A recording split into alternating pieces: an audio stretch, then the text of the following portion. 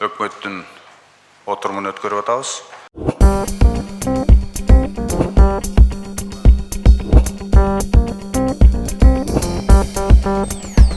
Коопсуздук кеңешинен кийин президенттин сөздөрүнөн дем күч алган өкмөт жалпы жыйынын өткөрдү. Анда алгач кеп Кытай вирусу тууралуу болду. Кудайга шүгүр, бүгүн Кыргызстандын аймагында коронавирус жуктурган учур катталган жок. Саламаттыкты сактоо министри бул багытта бир топ маалыматтарды берди. Кыскасын айтканда, Узкий кругта иш алып барганбыз. Бүгүн кеңири кругта дагы иш пландарды тактайбыз. Шу коронавирусту жайылдырбоо үчүн биздин иш пландары такталып чыгып, ошонун аркасында иш кылып атабыз. ал эми премьер-министр болсо, министрдин бул сөздөрүн элге жеткирип берүүнү маалымат каражаттарынан суранды. Саламаттык сактоо министрибиздин айткан каалоо тилектерин, талаптарын элибизге жакшылап жеткирип берсеңиздер. Тышкы иштер министрлигинин өкүлү расмий түрдө Ухань шаарында 15 кыргызстандык бар экенин айтты. Азыркы мезгилде бул шаарда 15 жараныбыз бар. 15 жараныбыздын 14-тү биздин студенттер, бир кишиси болсо ал жерде ишмердик менен алектенген жараныбыз экен.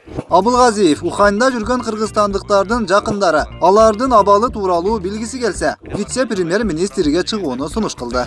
Мен ойлойм, туугандары чыгып койсо, мына азыр Алтынай Сейитбековна да чыкса болот, вице-премьер. Андан соң адаттагыдай эле сандар менен көрсөтүлгөн көрсөткүчтөр окулуп, өкмөт өткөн жылы аткарган иштер тууралуу сөз башталды.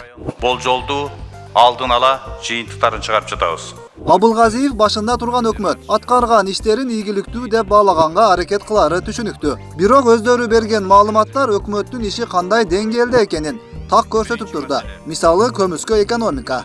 Көмүскө экономиканын деңгээли дагы эле жогору бойдон калууда. Болжол менен 130 миллиард сомдун тегереги, же болбосо ичкидүн продукцияга 23,6%. Көмүскө экономика мындай абалда турганы менен аймактарды өнүктүрүү жылында чоң ийгиликтер да бар.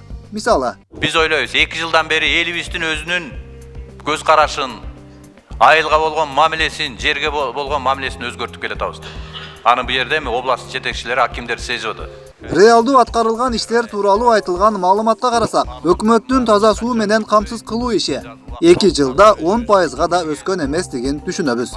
2017 жылы 60% эле болсо таза суу менен камсыз болгон. Мына 1,5 жылдын ичинде дагы 8%ды коштук. 68% болду азыр таза суу менен камсыз болгон айылдарыбыз. Жол куруу жагы да унутта калган эмес. Айылдарга 3 чакырымдын тегерегинде жолдор салынганы айтылды. Мындан тышкары 3 километрден, кээ бирине 4 километрден ар бир райондун борборунда жана айылдарында салынды. Региондордун өнүгүп жатканынын дагы бир көрсөткүчү бул айыл өкмөттөрүнүн дотациядан чыгышы. Бирок бул көрсөткүч да өкмөт ишинин деңгээлин ачык көрсөтүп турат. Биздин максатыбыз мынакей айылды дотациядан чыгаруу боюнча. Болгону 4 айыл чыккан. 2 жылда аракет кылып. Биз ойлоп атабыз, быйыл 40ка жакын айылды чыгарса болот деп механизмдер иштеп чыгып атабыз. Өткөн жылы мына ушундай ийгиликтерге жетишилгенин айткан аткаруу бийлиги 2020-жылга да чоң тапшырмаларды койгон. Протоколдук тапшырманы кабыл алалы, өкмөттүн токтому менен бекит. Жыйында айрым тармактардагы кемчилдиктер тууралуу да сөз болду. Сал үчүн Саламаттык сактоо министрлиги Жалал Абад областында тез жардам бөлүмүн куруу жана жабдуу боюнча маселени аткарып элек. Маданият жана маалымат туризм министрлиги 10 пилоттук муниципалитеттерде жаштар борборлорун ачуу боюнча маселе. Мамлекеттик каттоо кызматы калкты тейлөө автоборборлорду түзүү боюнча маселе. Кызыгы премьер-министр Мухаммедкалый Абылгазиев ушул убакка чейин бир да акимден маанилүү сунуш түшпөгөнүн ачыктады. Мындай акимдерден сунуш келди, ушундай бир көз караш бар экен. Айыл жеринде жумуш орунду түзүү боюнча, инвестицияны тартуу боюнча деп мына бир дагы мен мисал келтире албайм. Анда кандай себептен ушул маалга чейин ошол үн катпаган акимдерге чара көрүлбөгөнү түшүнүксүз. Бирок эми аларга баа берүүгө киришүү планы пайда болуптур. Эртең акимдер менен област жетекчилерине баа берели деп атабыз. Дагы бир нерсе, орун алып жаткан элдик нааразычылык акцияларындагы жергиликтүү бийликтин позициясы. Эл чогулуп койгон талаптарга акимдер кошулган болсо, туура эмес болот сыягы. Жанагы токен боюнча Элдин наразычылыгы болгондо көрдүк акимдердин позициясын. Ызычы чыгарып атканда кээ бирөө кошулуп алып жүрөт ошол жерде акырын. Бизге бирди сүйлөп, элге бирди сүйлөп. Мына ушулардын баарын карашыбыз керек. Өкмөттүн дагы бир жетишкендиги болуп, айыл эмес, шаар жергелериндеги таза суу маселеси эсептелери айкын болду. Бул багытта да тырмакча ичиндеги ийгиликтер жок эмес. Жалпы 16 шаарыбызда бүгүнкү күндө ошол таза суу менен камсыз кылуу, канализация системаларын оңдоо иштери болуш керек эле. Бирок бүгүнкү күндө азыр 5 шаарда бул 0 деген цифраны кармап турат.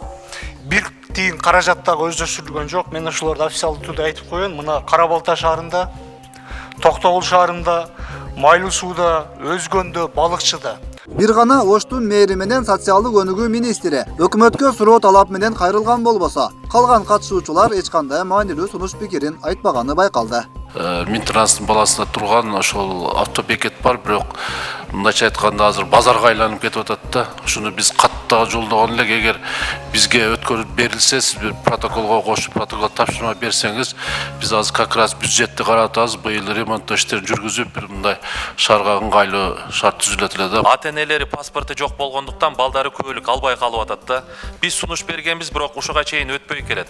Баягы пропискасына байланбай туруп документтештирүү же паспорттоштуруу ушу маселени чечпесек, алардын пропискасы жок, улам кайра эле төрөлгөн балдар ошо свидетельство регистрация жок жүрө берет. Иштеп жаткан өкмөттүн катарында айрым жетекчилердин өтө эле татыктуу экенин тастыктаган төмөнкү видео тасмада тарады.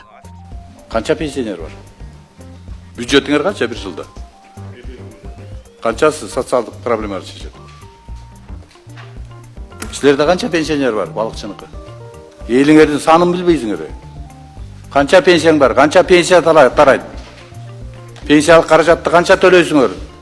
Мындай көрүнүштөрдөн улам буга чейин эле өкмөт башчысын алмаштыруу керектигин айтып келген айрым талдоочулар президенттин эл алдындагы кадырына дал ушул өкмөт түздөн түз терс таасирин тийгизип жатканын белгилешет. Жалган ушул президентти алдап жашаткандай сезилип турат да. Мен өкмөт президентти алдап атат. Өкмөттү жергиликтүү бийликтер алдап атат. Себеби жалган илгерки баягы чирип кеткен система менен иштештин акыбатынан болуп атат да.